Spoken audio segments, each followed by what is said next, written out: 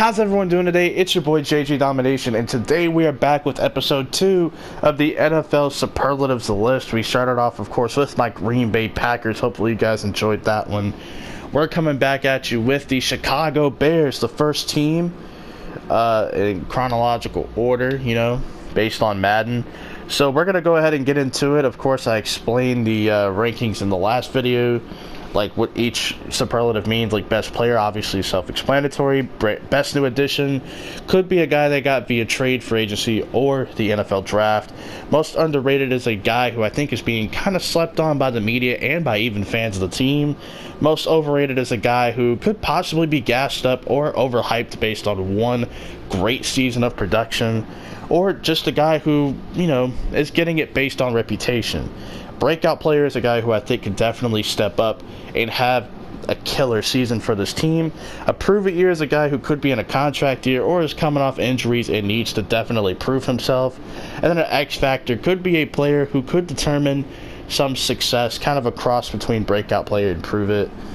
But anyway, let's get into it. So the best player, clearly Khalil Mack. I mean, ever since he's come to this team has gotten drastically better. The pass rush is getting home. Turnovers are being created. The run defense, even though they were a pretty good run defense the previous year, this year they ended up being number one. Depending on your thoughts about run defense, it could either be, an overrated stat or it could be an appropriate one. Just depends on how you look at it. But Khalil Mack, easily the best player on this team and arguably one of the best players in all of the NBA. So take that with a grain of salt. Now we're going to go to the best new addition. I'm going to go with Cordell Patterson, a little bit of a weird one. Granted, they didn't have a whole lot of picks in the NFL draft, and for agency, they really didn't do a whole lot either. But Cordell Patterson was used in a variety of ways for the New England Patriots. He was decent for the Minnesota Vikings and even the Oakland Raiders for a spell. A really good kick returner, but I think in Matt Nagy's offense, he could bring a spark and a change of pace to this offense. We could see him doing a lot of different things, even some of the things he did in New England. Now, for the most underrated, I went with Javon Wims, a 4-year starter at the University of Georgia. Or not a 4-year starter, but a 4-year player at the University of Georgia.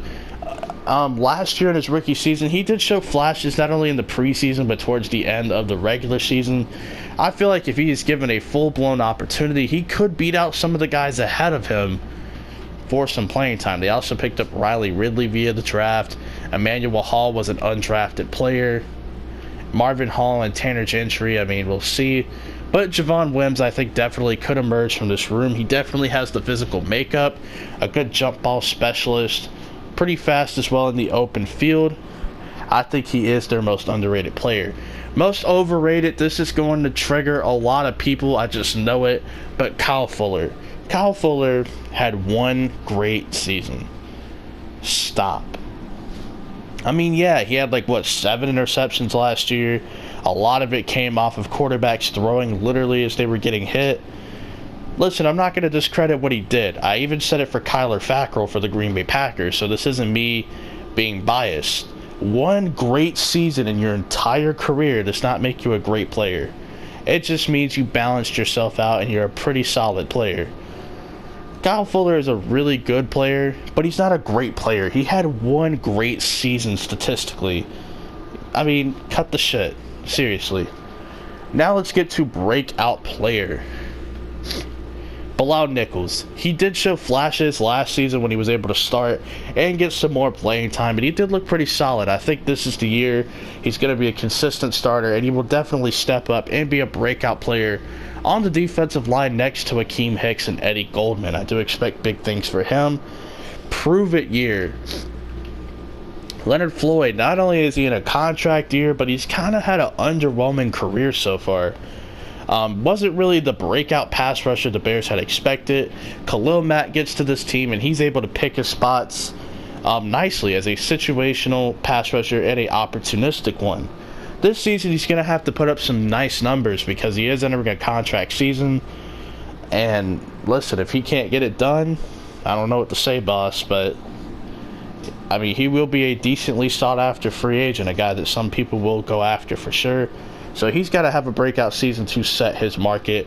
And then finally, for the X Factor, we are going to go with rookie running back David Montgomery. I almost wanted to put Mike Davis on here as well.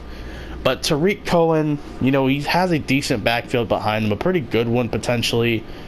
But he can't be the only guy basically with the offense. This team did trade Jordan Howard and drafted David Montgomery. I think he's going to have to be a nice complementary piece to this offense. I definitely see them getting a lot of playing time. And then, of course, Mike Davis, who's kind of bounced around a little bit, showed some promise in Seattle.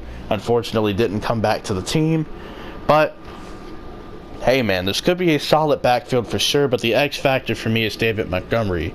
I think if he can bring a nice element of power to the running game, and he's also a guy who can do a little bit of everything. He was my second or third ranked running back coming out of this year's draft class.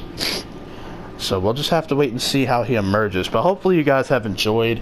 And the next team we'll be doing is the Cincinnati Bengals. So peace out.